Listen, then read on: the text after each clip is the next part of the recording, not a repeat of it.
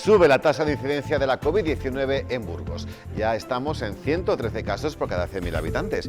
Y en el caso de los mayores de 65 años está en riesgo muy alto, 160. Burgos es actualmente la provincia de la región con la incidencia más alta. Y estamos aquí, buenas noches. También en Noticias 8, reunión esta mañana del PSOE con los sindicatos de enseñanza. Recriminan a la Junta que en sus cuentas no haya ni un euro de incremento en materia educativa. No aumenta ni un euro el presupuesto de educación de la Junta de Castilla y León para los temas educativos, tampoco para la inversión educativa en nuestra provincia. Esto dista mucho del planteamiento que hacemos los socialistas desde el Estado. Para este año un 14% más.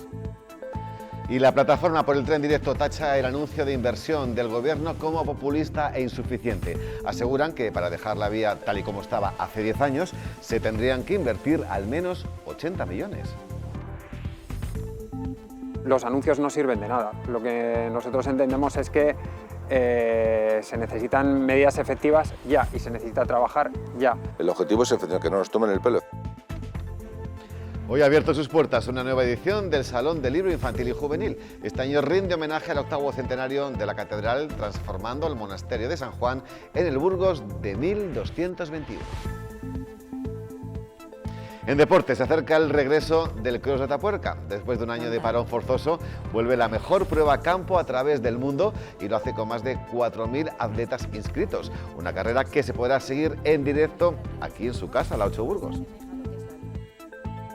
19 pruebas, 19 categorías que van a recoger a 16 nacionalidades, ¿no? Por lo tanto, pues es un cross de muy alto nivel. Eso garantiza que seguramente siga siendo el mejor cross del mundo porque van a venir los mejores del mundo y los mejores de España. Avanzamos el tiempo, mañana amaneceremos con nieblas, heladas y escarchas. A cambio tendremos un día muy soleado en general, sin viento y con temperaturas agradables a mediodía.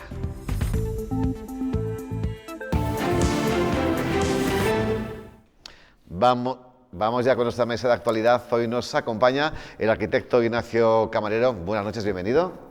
Muchas gracias por la santa paciencia que tiene esta casa conmigo. Y tú con nosotros. No, eso no es verdad. Gracias, Nacho. A su lado se encuentra el abogado José Antonio López Rodríguez. Bienvenido, ¿cómo estamos, José Antonio? Buenas noches, bien, ¿y tú? Estábamos viendo el sumario, no sé si tú te has dado cuenta, pero yo por el rabillo del ojo sí, que Nacho estaba poniendo unas caras cuando estaba hablando yo de la tasa de incidencia acumulada a 14 días en mayores de 65 años, como diciendo, un poco preocupante, ¿no? Ya. Pues sí, además también me ha tocado de cerca y me consta que personas que están haciendo una vida muy prudente, pues incluso con mascarilla y vacunas, pues están teniendo algún tipo de problema, ¿no? Es decir, que hay que seguir con confianza, pero también con prudencia. Sí, desde luego eso no puede faltar, aunque a veces tengamos en la calle otra sensación totalmente diferente, ¿verdad? No, yo creo que se ha bajado un poco la guardia y la gente ha relajado un poco las medidas estrictas que seguían con anterioridad, que si bien se han tenido que relajar, es obvio que se relajen. Hombre, con la venida de la nueva variante, está la Delta Plus, creo que se denomina, pues lógicamente, y dado seguramente tenga bastante que ver con esta incidencia de recaída y de que se haya vuelto a elevar el grado de contagio, lógicamente. Sí, ya no solamente llama la atención la de mayores de 65 años, sino que la media de la provincia de Burgos es de 113, ya estamos por el doble que la media de todo el país. Y bueno, pues aunque la vacunación es un alivio, también estamos aquí para de vez en cuando recordarlo. Venga, vamos a entrar en harina porque cuando quiere se puede. Que la justicia dice que el impuesto de plusvalía es ilegal, pues nos inventamos otro rápidamente. Los juristas siguen viendo claroscuros en cómo el gobierno ha tramitado la reforma de las plusvalías municipales para que los ayuntamientos las puedan seguir cobrando. Mañana entra en vigor y hoy era el último día en el limbo en el que no se cobraba este impuesto. Pero si lo que leemos es la jurisprudencia reiterada del Tribunal Constitucional, es altamente improbable el que se declare la inconstitucionalidad de este decreto ley, porque se está admitiendo, ¿no?, por muchas razones. Aquí además ha habido anuncio, hay una urgencia evidente, porque es un problema que afecta a un tercero, que son los ayuntamientos. Entonces, evidentemente, podría plantearse sí, un recurso de inconstitucionalidad y que dentro de unos años pues volvamos otra vez a al punto de partida, ¿no? O a la casilla cero. Debería haberse tramitado como una ley. Lo que pasa es que las leyes tardan 7 u 8 meses. Pues estas son las reacciones, José Antonio, de los juristas, pero el fin de semana nos dejaba esa imagen. La ministra de Hacienda, en un mitin del Partido Socialista, le decía a sus alcaldes de sus ayuntamientos: no os preocupéis que esto el lunes lo arreglamos en Consejo de Ministros, y dicho y hecho. Oye, para todo podrían ser igual de rápidos, ¿eh? Igual, por supuesto, para todo podían ser igual de rápidos. A mí, cuando vi a la ministra realizar esas manifestaciones, se me vino a la mente una imagen que todos hemos visto, o de la que todos hemos participado en alguna ocasión, que no se puede: sujétame el cubata, que allá que voy. Seguro que lo hace, pero como bien ha dicho Alejandro Méndez Moreno, que es una institución en materia de derecho financiero, y como ha dicho Amable Corcuera, que también es catedrático de derecho financiero, existe un alto grado de probabilidad de que sea inconstitucional. ¿Por qué? Porque al fin y al cabo se está tratando de modificar una ley, cual es el texto refundido de la Ley de Haciendas Locales, a través de un decreto ley, cuando el artículo 83 de la Constitución te dice claramente que en esas materias, cuando se tengan que realizar modificaciones o se tenga que elaborar un texto refundido, obligatoriamente se tendrá que realizar a través de ley, no a través de un decreto ley establecido en el artículo 86, que si bien se da el criterio de urgente necesidad, evidentemente para que los ayuntamientos puedan seguir financiándose, no cumple con todos los parámetros, porque ataca a una de las instituciones básicas que puede ser del Estado, como es la Hacienda local. Con lo cual, los grados de probabilidad de que sea inconstitucional son muy altos. Pero ya le pasó a este gobierno, no a este gobierno en concreto, sino al Partido Socialista, cuando a través de decreto ley procedió a expropiar a Rumasa, cuando se produjo la expropiación de Rumasa. ¿Por qué? Pues porque se atacaba a una institución o a unos derechos fundamentales de un ciudadano, como es la propiedad privada, a través de un decreto ley, no a través de los mecanismos establecidos a tal efecto. Conclusión, que igual se lo vuelven a tumbar. Lo que pasa es que dentro de 5 o 10 años, con el Tribunal Constitucional, mientras tanto... Bueno, también han declarado inconstitucional los estados de alarma, y vivimos en un sorprendente estado llamado de derecho, en el que el gobierno hace cosas inconstitucionales y no pasa nada, ¿no? Es algo, a mí por lo menos sí que me llama mucho la atención, y creo que genera un clima de indefensión muy grande entre la sociedad, y además esa sensación de que al final los que están en el poder pueden hacer casi lo que quieran. Pero porque igual la sociedad, Nacho, se está acostumbrando a que nunca pase nada y se está acostumbrando a estos errores, por desgracia. Sí, pero bueno, yo creo que también habría que arbitrar mecanismos en la dirección de que si una institución comete un acto anticonstitucional, pues tenga consecuencias directas. Lo que no me parece normal es que se pueda decretar que una decisión del gobierno no es constitucional y no pase nada, y digan, pues la acatamos. ¿Cómo que la acatamos? Usted está en la obligación de cumplir la Constitución porque lo ha jurado y porque además tiene esa responsabilidad contraída con los ciudadanos. Bueno, posiblemente igual no ha pasado tanto como debiera haber pasado, porque realmente se ha sucedido. Igual dicen sí que pasa algo, las multas impuestas como consecuencia de los estados de alarma han sido declaradas todas nulas como consecuencia, entre otras cosas, de la ilegalidad de ese estado de alarma. Sí, pero Nacho se refiere a la gente en general. No, los efectos sobre la gente... Pero me refiero al gobierno, o sea, claro, si tú cometes una infracción contra la Constitución y sigues gobernando, sin más que una mínima excusa en un programa de televisión. No, y ojo, que han dicho que lo volverían a hacer, en caso de eso lo volverían a hacer. ¿Y por qué no? Si da igual. Bueno, las consecuencias muchas veces se notan en las urnas y a veces también incluso en las encuestas, ¿no? Y pero están hablando. Pero está el caldo tan tibio que ya te dice que el gobierno ha hecho algo, ha perdido algo en los tribunales, y hay un editorial de un día o dos y poco más, y se queda ahí. Sí, porque la gente está acostumbrada, es lo que se llama el embotamiento de la sensibilidad de la gente. Claro. Es tan común, tan generalizado, tan habitual, que ya no pasa. Y porque también estamos a lo nuestro, estamos a ver si recuperamos el trabajo, si salimos del ERTE, si podemos pagar los recibos. Es que también hay muchas situaciones individuales de preocupación, ¿no? Y al final el individualismo es lo que te da de comer, ¿no? En ese sentido. Pero ahí hay cierto desamparo. O sea, yo creo que es más grave saltarse un semáforo, tiene más consecuencias que el gobierno haga precisamente ese estado de alarma ha provocado que mucha gente haya perdido su puesto de trabajo y que mucha gente todavía no se haya podido ni siquiera reincorporar a lo que era su puesto de trabajo con anterioridad. Exacto. Bueno, vamos a seguir avanzando porque el sector de la imagen personal pide al Gobierno la inclusión de la bajada del IVA en los presupuestos generales del Estado de 2022. Ellos piden que se pase del 21 al 10%. Afecta a peluquerías y centros de estética y ayer precisamente se movilizaron aquí en Burgos. Hablamos con la plataforma Creer en Nosotros. Amelia Porres, muy buenas noches. Hola, buenas noches. Gracias por acompañarnos. Lo que pedís es un compromiso ya adquirido por parte del presidente Sánchez, ¿no? Sí, efectivamente. Hace unos años, en 2012, se nos subió el IVA, se supone que temporalmente, al 21%, y siendo sector esencial como somos, tanto peluquerías como barberías, como salones de belleza, creemos que lo suyo es que nos lo vuelvan a poner al 10%, que es lo que nos corresponde como sector esencial, y en la mayor brevedad, porque la verdad es que estamos asfixiados. Llevamos casi una década soportando este IVA y es una barbaridad. Claro que en teoría se dijo que era algo temporal, como tú acabas de apuntar, y parece que ese fin no llega nunca. De hecho, es el único partido, ¿no?, el PSOE, que se resiste a bajaros el IVA. Eso es. Están todos a favor ahora mismo de poderlo bajar y el único que se niega. Hemos llegado al Congreso, en cuanto llega al Senado el PSOE lo veta y bueno, pues lo que no entendemos es qué importancia realmente o qué realidad hay en el Congreso o en el Senado cuando todo el mundo está de acuerdo en una ley y de repente viene uno y decide que no y la última palabra la tiene él. Y lo que voten los demás no es nada, no es una democracia como tal. Un sector, el vuestro, al que también le afecta muy directamente la subida, por ejemplo, del precio de la luz, ¿no?, que tantos meses lleva subiendo. ¿Habéis tenido ya que subir el precio final del servicio? ¿Lo habéis repercutido en el cliente? Pues mira, ha subido una barbaridad y no solamente en la hora del servicio, a la hora de consumir la luz. Es que nos ha subido en productos, nos ha subido transporte de productos, nos ha subido todo. Entonces es una barbaridad. No podemos subir al mismo nivel el precio al cliente.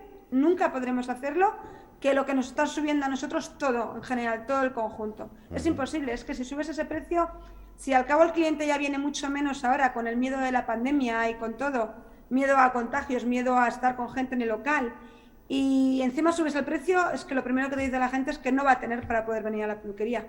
Eso te quería preguntar, Amelia, porque ¿hasta qué punto os habéis recuperado? ¿En qué porcentaje, si es que lo habéis calculado ya?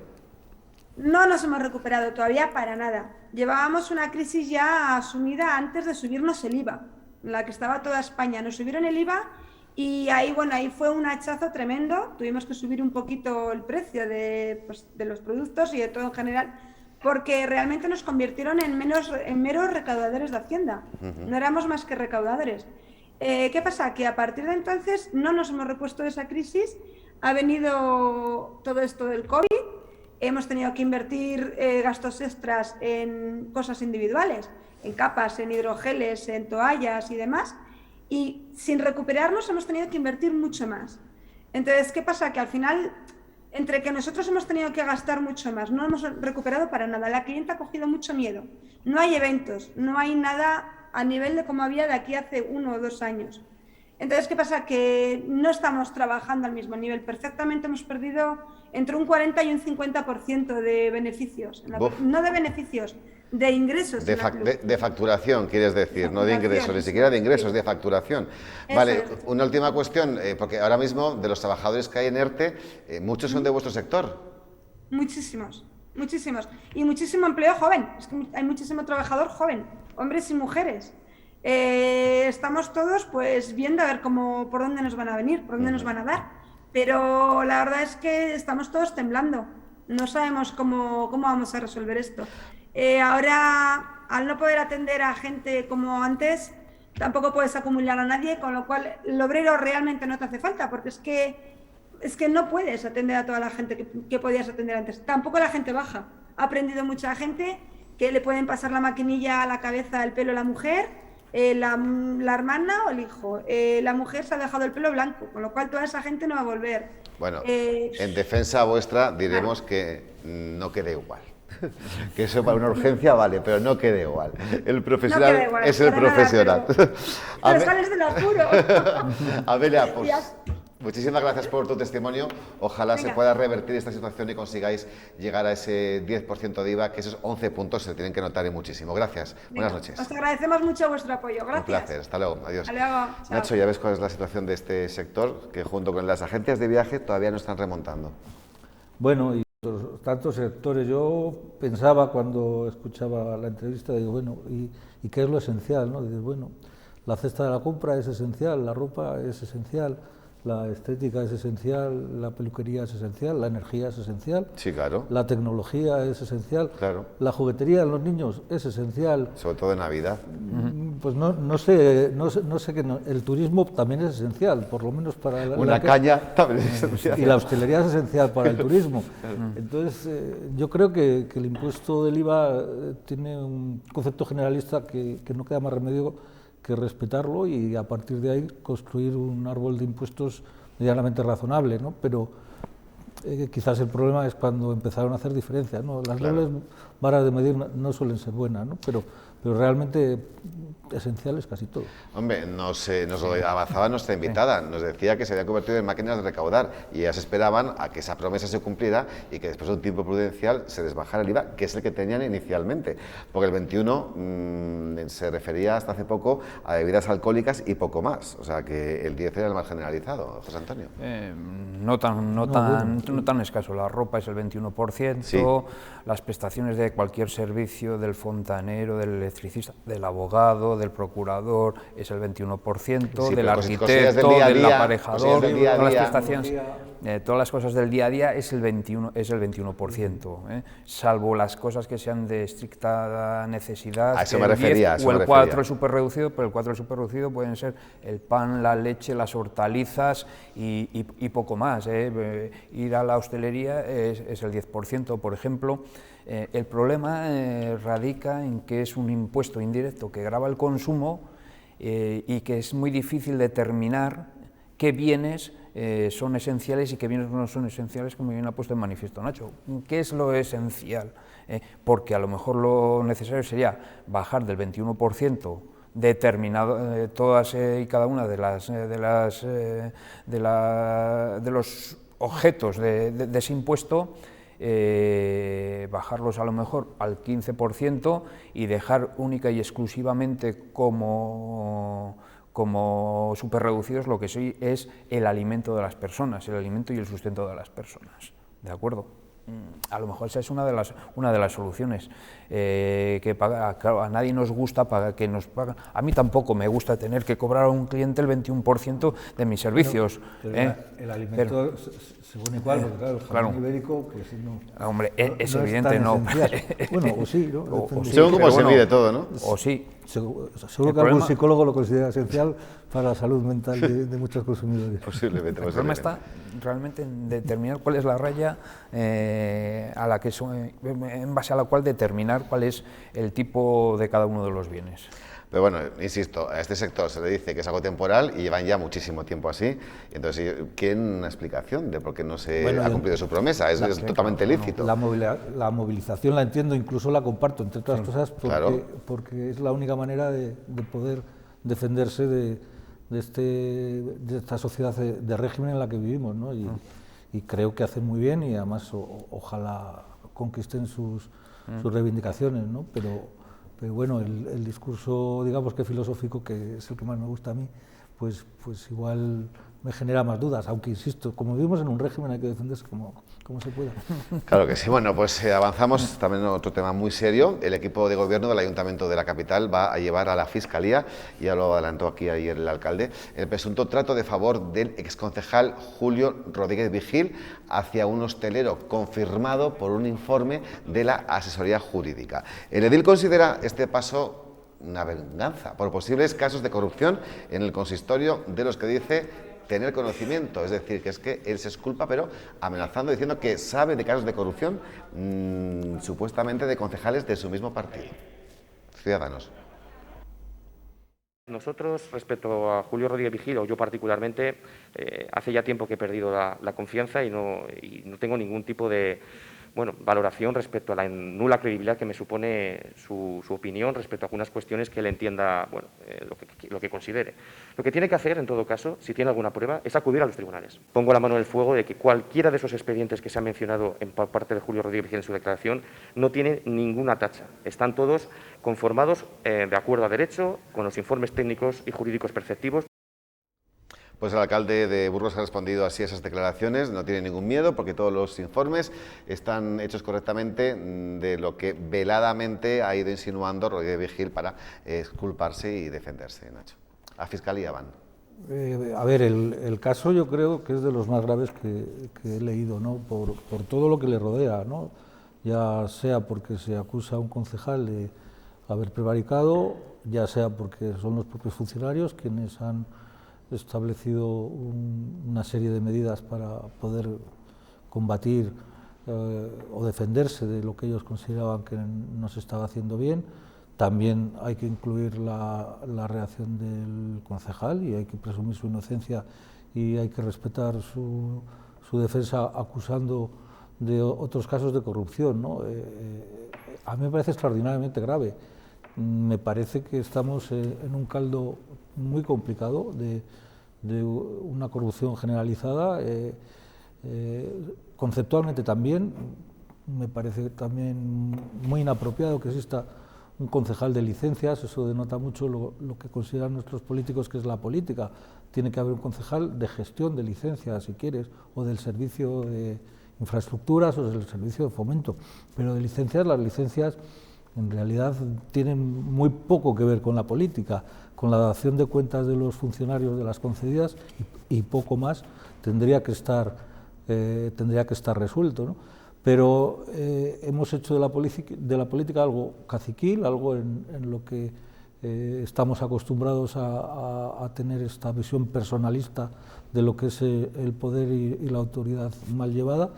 Y llevamos aquí, me parece un caso extraordinariamente serio, me apena mucho, pero y creo que debe de entrar la Fiscalía, pero creo que también se merece una reflexión general de lo que está pasando, ¿no?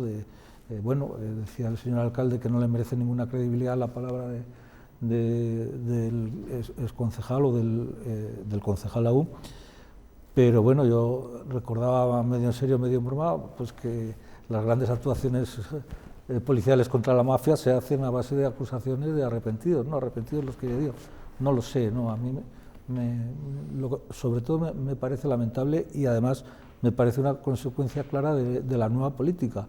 Esta política que iba a ser transparente, que iba a redimir una situación que decían de extremado vicio, extremada corrupción, y yo creo que ahora incluso más. El que el concejal pertenezca a Ciudadanos tampoco parece una coincidencia. José Antonio. Bueno, a mí me parece esto algo muy chusco, algo huele a podrido dentro del ayuntamiento. ¿Qué recorrido crees que puede tener esto en Fiscalía? Lo que supuestamente ha hecho este caso. A ver, yo, vamos a ver, para darte una opinión lo suficientemente ajustada a derecho tendría que ver todo lo que hay en ese expediente. Sí que a mí me llama mucho la atención, por ejemplo, que se haya realizado esta denuncia una vez que este señor se ha negado a devolver el acta de concejal y salga todo esto ahora, porque hubo manifestaciones incluso de sus propios compañeros que si devolvía el acta de concejal no se iba a Fiscalía, incluso por el propio alcalde. Oiga usted, esto no es serio, o sea, si se ha cometido un delito, investíguese, con independencia de que se devuelva o no se devuelva ese acta de concejal. ¿De acuerdo? Es que la diferencia es que si él dejaba el acta de concejal, sí, el siguiente que entraba era de la cuerda de los que se quedan. Bien, y ahora él se ha convertido en la oposición del actual equipo de gobierno. Tampoco me parece una estrategia de defensa muy acertada por parte de Julio Rodríguez Vigil decir en este momento que esto viene motivado por asuntos de corrupción que él conoce. Oiga usted, si usted es conocedor de asuntos de corrupción, póngalo encima de la mesa. No espere a que usted sea atacado con una presunta denuncia por corrupción que veremos a ver qué recorrido puede tener. Dependerá. Y no denunciar te puede hacer cómplice. Sí, también, pues puede ser prevaricador por omisión, evidentemente. Y no solo eso, pero es que incluso los funcionarios que son conocedores de que eso está sucediendo, ¿por qué no lo han puesto en conocimiento de su superior inmediato? Bueno, lo han hecho al final, ¿no? Lo han hecho al final, pero No, claro, final una vez que el concejal que dirigía, por así decirlo, el departamento está quemado, ¿no? Bueno, lo que usted tiene que conocer, sobre todo si es cierto lo que se dice lo que dice la jefa de servicio o el jefe de servicio, que no sé si es jefa o jefe. La pregunta es, si no lo hubiera sacado Diario de Burgos, ¿qué habría ocurrido? Bueno, es una buena pregunta, porque tiene una carga conjetural muy interesante. Es que es ahí, donde está el quid de la cuestión. Bueno, es difícil de saberse, ¿no? Pero bueno, lo que sí que denota es que hay una situación complicada en el ayuntamiento, sobre todo promovida por la acción de unos políticos que yo creo que no están respondiendo a las expectativas. Es que no existe ningún sistema de control de Tenemos que finalizar aquí y me duele en el alma profundamente, ¿verdad, Nacho, José Antonio? Porque quería comentar con vosotros unas declaraciones del vicealcalde Vicente Marañón, que ha dicho, haciendo balance del impacto del fin de semana. ¿Estás seguro de que las quieres comentar? Ha dicho que ha tenido mejores datos, o datos que no consigue ni la Vuelta a España, no a Burgos, como pone ahí que es una rata, ni la Vuelta a España. Eso no se lo cree ni él. Lo haremos mañana con los siguientes contertulios. Vale, lo siento. Porque, les ha tocado lo bueno, a nosotros nos ha tocado lo serio. Sí. Bueno, me alegro por ellos. Gracias a ti. José Antonio, lo mismo. Hasta la próxima. Hasta aquí la opinión, 2 minutillos, y venimos con toda la información del día hasta ahora.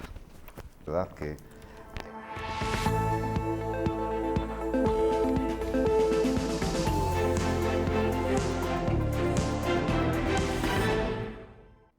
Buenas noches y bienvenidos a Noticias 8.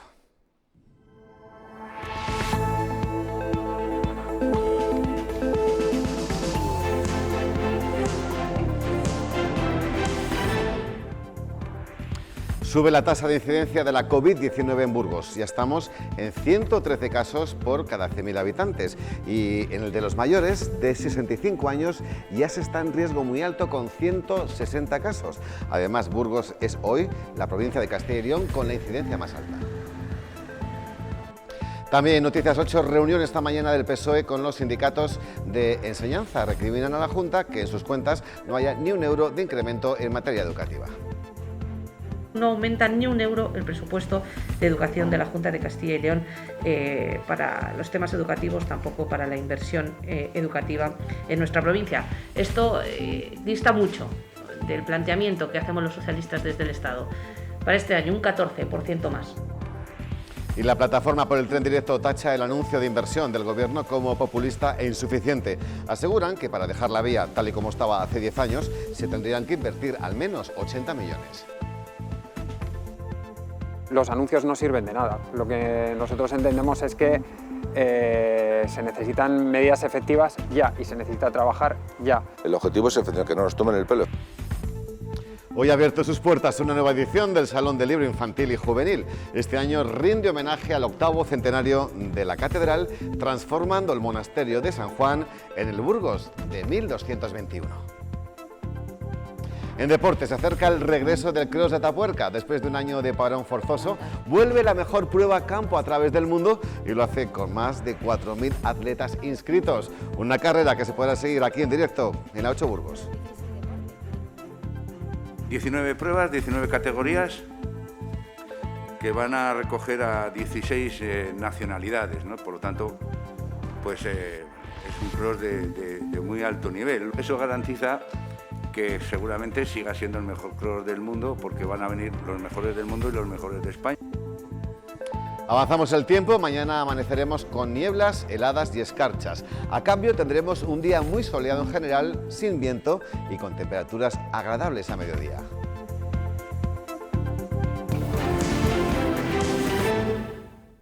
Comenzamos. Agencias de viaje y empresarios proponen coordinarse para dar con la fórmula que permita impulsar los aeropuertos de Castilla y León. Las cifras no son buenas para ninguno, pero el de Burgos se lleva la palma en cuanto a disminución de pasajeros. Luis Ángel Rozas.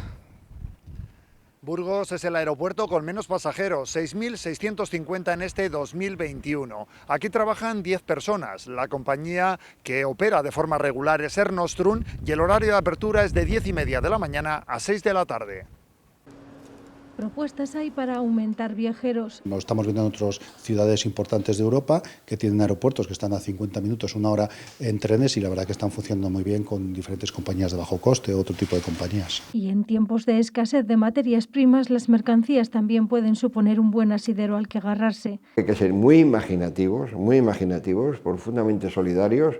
Y yo creo que efectivamente tenemos los miembros suficientes. Ambos coinciden en que la solución tiene que ser coordinada y que implique a muchos. Es muy importante el mandar gente fuera, pero es verdad que también lo que intentamos de alguna manera es que los aviones lo que consigan es traer gente a los diferentes aeropuertos, ¿no? Que la gente venga a León, que la gente venga a Valladolid, y yo creo que para eso nosotros podemos dar nuestra propuesta de valor. Indudablemente no podemos pedir todos viajes a París y no podemos pedir todos que tengamos unos campos logísticos de desarrollo. Y en que no se puede seguir dejando estas terminales fantasma con un nivel de actividad muy inferior al que podrían llegar a asumir y que ya tuvieron hace años. Sube la tasa de incidencia de la COVID-19 en Burgos. Ya estamos en 113 casos por cada 100.000 habitantes y en el de los mayores de 75 se está en riesgo muy alto, 160 casos. Burgos es la provincia de Castilla y León con la incidencia en la actualidad más alta. Y a pesar de que Burgos vuelva a ser la provincia de Castilla y León con más casos diagnosticados y más nuevos casos, el alcalde de la capital confía en que el alto porcentaje de vacunación evite que la Junta o el Ayuntamiento tengan que volver a tomar medidas restrictivas. Yo creo que tenemos que ser prudentes, todavía estamos en una incidencia relativamente controlada y por eso seguimos manteniendo todavía las mismas medidas. Yo espero que esto no evolucione todavía a peor. Pero si fuera así, evidentemente mantendremos todas las conversaciones y nos coordinaremos, como siempre hemos hecho con la Junta de Castilla y León, para ir a la par sobre las medidas que nosotros como Ayuntamiento podríamos adoptar. Actualizamos datos sanitarios. Este martes Burgos suma 30 nuevos contagios, una cifra superior a la de ayer y también a la de hace una semana. Nuestra provincia es la segunda con más positivos hoy, solamente por detrás de Valladolid. La buena noticia es que no se han registrado fallecidos en las últimas 24 horas en nuestros hospitales.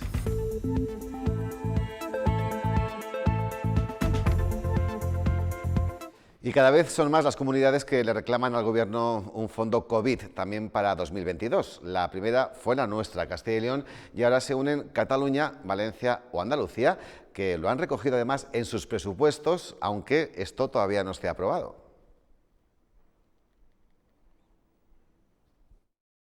Solo en educación, para garantizar las mismas prescripciones y garantías en el ámbito educativo, hemos tenido que contratar 1.300 docentes para toda la comunidad autónoma de Castilla y León. Pues bien, ese incremento presupuestario le reclamamos al Gobierno de España que colabore, que haga un suplemento en la tramitación de los presupuestos generales del Estado. Continuamos en el ámbito sanitario porque las cifras fueron terribles en los años 90 y hoy, a pesar de los avances médicos, se sigue muriendo por SIDA. Cada año se infectan un centenar de personas en Castilla y León. No todas las que tienen VIH desarrollan la enfermedad. Hay medicamentos que permiten controlarlo y que han convertido en crónica una patología mortal.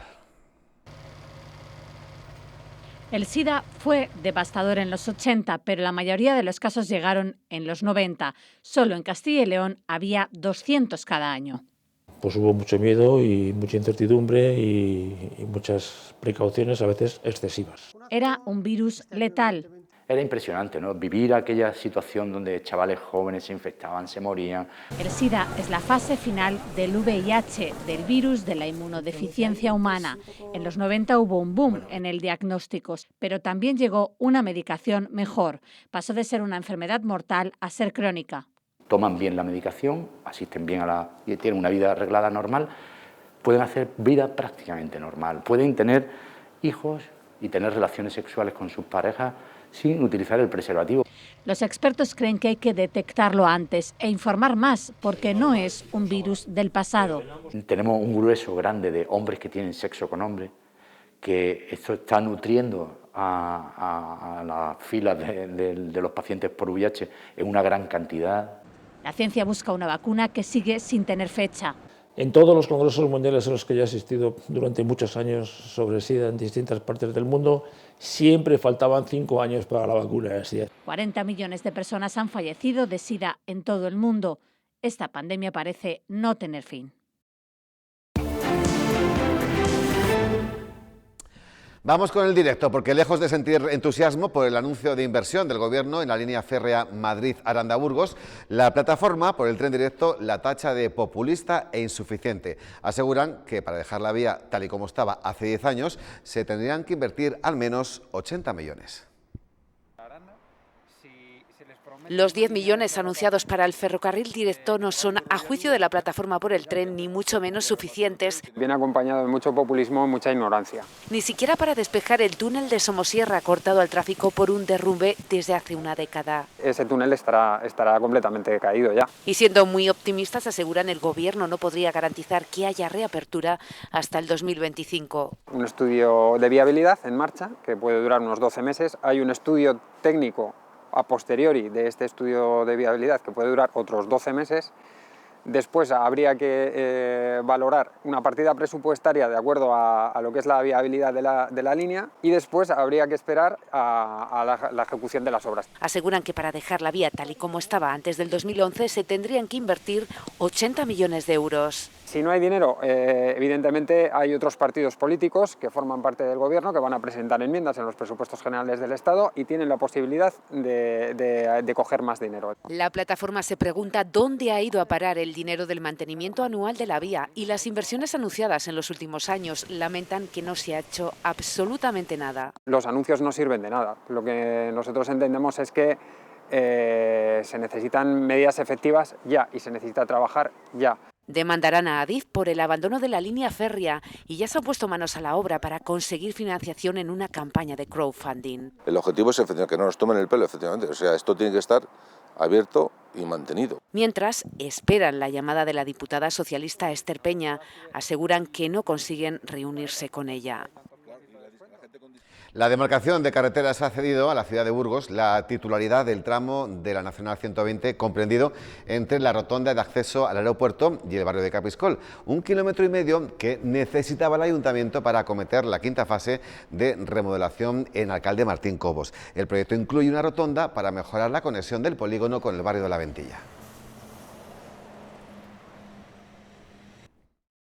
Ahora mismo hay un cruce a modo de raqueta que da servicio a los vehículos para poder girar hacia Alcalde Martín Cobos. Ahora lo que vamos a proyectar, como pueden comprobar en el plano, es una rotonda que afecta a parte de la Nacional 120. Por eso era necesaria la cesión. La cesión no conlleva ninguna contraprestación. El equipo de gobierno llevará a la Fiscalía el presunto trato de favor del exconcejal Julio Rodríguez Vigil hacia un hostelero, confirmado por un informe de la asesoría jurídica. El edil considera este paso una venganza por posibles casos de corrupción en el ayuntamiento de los que dice tener conocimiento. Nosotros, respecto a Julio Rodríguez Vigil, o yo particularmente, hace ya tiempo que he perdido la confianza y no tengo ningún tipo de valoración respecto a la nula credibilidad que me supone su opinión respecto a algunas cuestiones que él entienda lo que considere. Lo que tiene que hacer, en todo caso, si tiene alguna prueba, es acudir a los tribunales. Pongo la mano en el fuego de que cualquiera de esos expedientes que se han mencionado por parte de Julio Rodríguez Vigil en su declaración no tiene ninguna tacha. Están todos conformados de acuerdo a derecho, con los informes técnicos y jurídicos preceptivos. Los juristas siguen viendo claroscuros en cómo el Gobierno ha tramitado la reforma de las plusvalías municipales para que los ayuntamientos las puedan seguir cobrando. Mañana entra en vigor, hoy era el último día del limbo en el que no se cobraba este impuesto.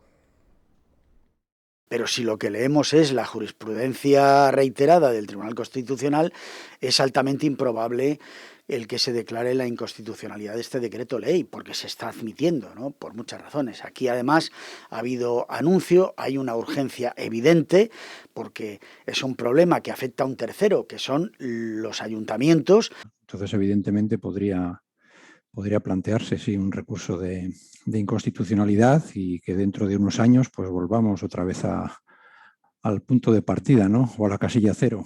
Debería haberse tramitado como una ley. Lo que pasa es que las leyes tardan 7 u 8 meses. Y más cosas, las nuevas generaciones del Partido Popular denuncian la falta de interés que el equipo de gobierno tiene hacia los jóvenes burgaleses. Piden políticas que incluyan acciones en materia de ocio, vivienda y natalidad. Rechazan además el bono cultural anunciado por el Gobierno de España y que está destinado a financiar actividades para jóvenes que cumplan los 18 años el próximo ejercicio. Han lanzado una campaña en redes sociales que se llama Mi voto no se compra. Es una ciudad que tampoco apuesta por fomentar la natalidad, sin poner en marcha políticas que sean reales, que sean concretas y que sean efectivas. Tampoco políticas de conciliación. Esta discusión se llevó al Pleno por parte del Grupo Municipal Popular ahora unos meses y se desechó completamente por el equipo de gobierno. En el caso de la vivienda, para los jóvenes ocurre prácticamente lo mismo. El Partido Socialista ha afeado hoy a la Junta de Castilla y León su falta de compromiso con la educación. Aseguran que los presupuestos regionales no incrementan ni un solo euro el gasto en educación, a diferencia, dicen, de las cuentas del Estado. 246 millones de euros de los presupuestos generales del Estado llegarán en 2022 a Castilla y León para educación, una partida que se ha incrementado un 14%. Podemos acumular más de un 150% de aumento educativo en solamente 2 anualidades frente a los 0 euros de inversión y de presupuesto del Partido Popular y de Ciudadanos en la Junta. Los socialistas recriminan a la Junta que no asuma el coste de la limpieza extraordinaria de los colegios o se recorten inversiones prioritarias y recuerdan a Mañueco que aún no ha cumplido con su compromiso de aplicar las 35 horas de jornada laboral para los profesores. Mañueco firmó por escrito que iba a recuperar las 35 horas y que lo iba a hacer el 1 de septiembre de 2019. Hoy es noviembre, han pasado 2 años y 2 meses y esta promesa, como todas, están incumplidas. Y destacan el compromiso del Gobierno con la educación, destinando 4 millones de euros para becas y ayudas al estudio en Burgos o aportando 1 millón de euros para la compra de libros de texto. La gratuidad de esas plazas de 2-3 años, de las que ya habrán oído hablar en más de una ocasión, pues vienen presupuestadas por el Gobierno de España, por el Ministerio de Educación y Formación Profesional, nada más y nada menos que con 19 millones de euros. Por último, esperan que la Consejería de Educación reconsidere su decisión de no construir un instituto en Fuentecillas. No dejamos la educación porque es uno de los factores más relevantes para el futuro de un país. El debate está en cómo será en el futuro y cuál debe ser ese equilibrio entre equidad y vanguardia. Algunos destacados expertos inciden en que la escuela actual ha quedado desfasada. Si se habla del futuro de la educación, el camino parece claro. Es que la escuela se abra a la sociedad. Obviamente los diseños curriculares tienen que ser más flexibles y adaptarse a las demandas del cambio global. Pero cómo conseguirlo es más complejo. Queda claro que el enfoque tradicional ya no sirve. Para aprender a leer y escribir en el siglo XVI o hasta el XIX pudo funcionar, hoy es un pequeño desastre. Las nuevas tecnologías se van a ir imponiendo en conceptos como el hiperaula. Capaces de contar con un espacio y un material que le permitan reorganizar como le parezca el espacio, el tiempo, la secuenciación de las actividades, la cooperación entre los alumnos. Se buscan competencias, no saberse un temario, pero siempre está el debate de cómo medirlo. Los suspensos y repetir curso. La LOMLOE ha rebajado requisitos. ¿Es que la solución es repetir? O sea, un alumno que tiene 11 materias, suspende 3 y aprueba 8, ¿y en las 8 tiene que volver a hacer lo mismo que hizo el año pasado? El futuro de la educación a debate, tanto como hablar del futuro del país.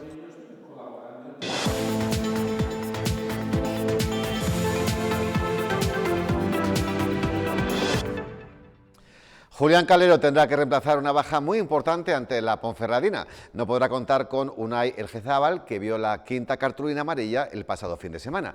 Y el Burgos ha activado la posibilidad de la cesión de abonos. Con un simple trámite a través de la web, el club se cumple el deseo de la gran parte de la masa social blanquinegra.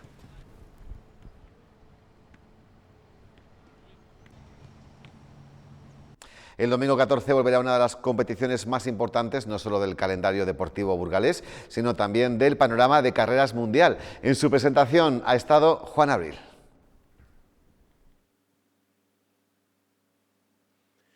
El Real Monasterio de San Agustín ha acogido la presentación del Cross de Atapuerca 2021.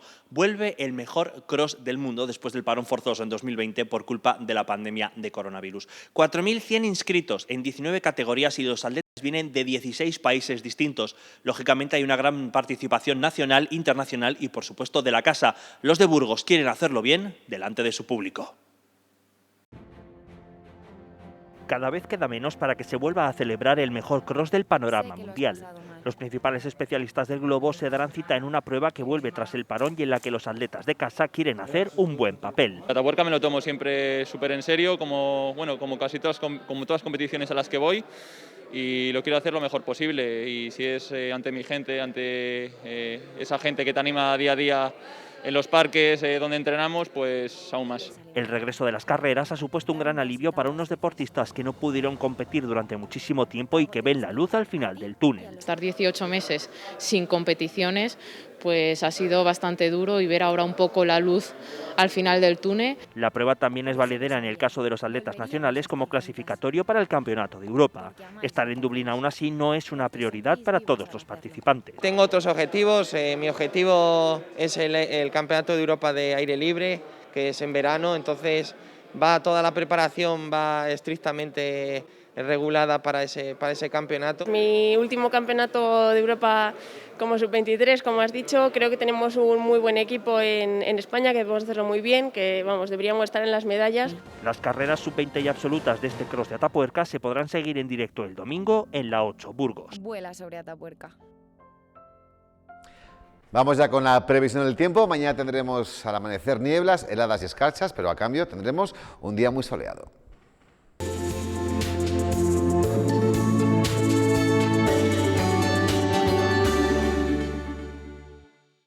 En la imagen del satélite podemos comprobar bien cómo la nubosidad que afectaba al Cantábrico Oriental era empujada, arrastrada por vientos de componente norte-nordeste hacia nuestra provincia, mientras que en el resto de Castilla y León hoy estaban los cielos despejados.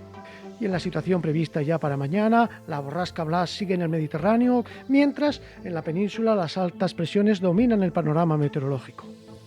Con dicha situación, para mañana, por lo tanto, en el Mediterráneo seguirán las lluvias afectando sobre todo a Baleares, incluso también al nordeste, aparte de la provincia de Gerona, mientras en el resto vamos a tener un día ya de sol y cielos despejados. Concretando para nuestra provincia, para este miércoles 10 de noviembre. En el norte por la mañana algunas nieblas que irán levantando rápidamente para quedar el resto del día los cielos prácticamente despejados, con alguna nube alta aislada sin más importancia. Suben las temperaturas, en el Valle de Mena ya máximas de 16-17 grados, por el resto máximas de 14-15 grados y mínimas entre 2 y 3 grados. Por el condado de Treviño, Valle del Ebro, por la Bureba vamos a tener una jornada de cielos despejados, quizás alguna niebla matinal, ya sin viento del nordeste, suben las temperaturas máximas que se acercarán a los 14 grados, mínimas eso sí al amanecer frío, entre 0 y 1 grado. Por el centro y el oeste, amanecer frío. Al pararse el viento esta noche y quedar los cielos despejados, va a favorecer las heladas. Mañana escarchas y heladas al amanecer, mínimas de 1 o 2 bajo cero, pero luego sol, un día bonito de cielos azules y despejados, ya sin viento y temperaturas máximas de 14 grados. Y por el sur también heladas al amanecer, mínimas que pueden alcanzar los 2-3 grados bajo cero, pero luego cielos azules, sol y ambiente agradable al mediodía con máximas de 14 grados. En la sierra también heladas al amanecer, luego sol y máximas de 14-15 grados, día agradable. Mañana en Burgos capital por fin desaparecen las nubes, se para el viento, amaneceremos con escarcha y con helada, pero luego a mediodía hará agradable, ya de veranillo San Martín. Un veranillo que se va a prolongar en los días siguientes, el jueves, el día de San Martín, como no, con sol y cielos despejados, y el viernes y el sábado con algunas nubes, pero con temperaturas agradables a mediodía. La pasada entrada fría nos dejó precipitaciones de nieve ya en las zonas montañosas, y así se veía el Mencilla desde tierras de Lara, en una zona donde los quejigos ya muestran su plena coloración de otoño, algunos de ellos, como vemos en esta foto, llenos de agallas. Mientras, aquí en la capital, así de magnífico se presenta el Parque Lineal Río Vena. El Salón del Libro Infantil y Juvenil rinde homenaje al 8º centenario de la Catedral, transformando el Monasterio de San Juan en el Burgos de 1221. El monasterio de San Juan se ha convertido en un gran escenario medieval para trasladarnos a la época en la que se colocó la primera piedra de la SEO burgalesa. Por sus pasillos encontramos un castillo, una herrería o una hospedería para peregrinos. Pero además de para rendir homenaje al 8º centenario de la catedral, este salón va a servir para que conozcamos un poco mejor el modo de vida de la Edad Media a través de personajes como estos peregrinos, panaderos, soldados o nobles. El rey Fernando III el Santo y una dama de Beatriz de Suabia nos acompañan en el aprendizaje con casi una veintena de espectáculos musicales, de títeres y marionetas y hasta 40 talleres temáticos para niños y adolescentes. Desde los más quietecitos, que se van a poner a hacer sus miniaturas, como los antiguos monjes, hasta los más movidos, que van a hacer tiro con arco. Gargolín nos guía por la exposición, las visitas teatralizadas, actividades de animación a la lectura y juegos como esta gran oca de la catedral. Ellos tendrán que buscar numerosos secretos que se encuentran en el centro y a la vez descubriendo cosas que pueden ser importantes pues tanto para su enriquecimiento cultural como para aficionarse a la lectura, que es el propósito del Salón del Libro. Y en las estanterías, decenas de recomendaciones de libros sobre dragones y castillos que podrán anotarse hasta el último día de enero. Y así nos marchamos. Descansen hasta mañana. Buenas noches.